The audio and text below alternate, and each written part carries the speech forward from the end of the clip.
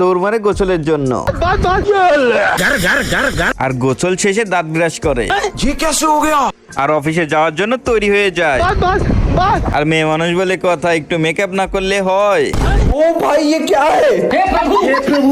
আর ঝড়ের গতিতে তো খাবার খাচ্ছে। এদিকে বাস তো চলে যাচ্ছে। দৌড় দিয়ে তো মেয়েটা বাস ধরে ফেলে, কিন্তু যখনই উঠতে যায় তখনই বাস থেমে যায়। আর দৌড়েই অফিসে চলে যায় আর লিফটে উঠে পড়ে। আর লিফট উপরে উঠলে সাথে সাথে রুমে দৌড় দেয়। बाल बाल बच गया रे देवा। কিন্তু তখনই ছুটির ঘন্টা পড়ে যায়। খরগোশের ঘরের উপর বিমানের চাকা পড়ে। খরগোশ গর্ত থেকে বের হয়ে সোজা বিমানের ভিতর চলে যায়।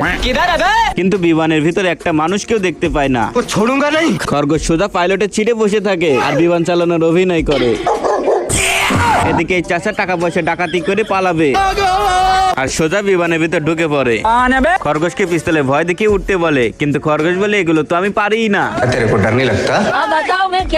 কিন্তু এত সুইচের মধ্যে কোন সুইচে চাপ দেবে? একটা সুইচে চাপ দিলে বিমান চলতে শুরু করে, তবে আকাশে নয়, রাস্তায়। পিছনের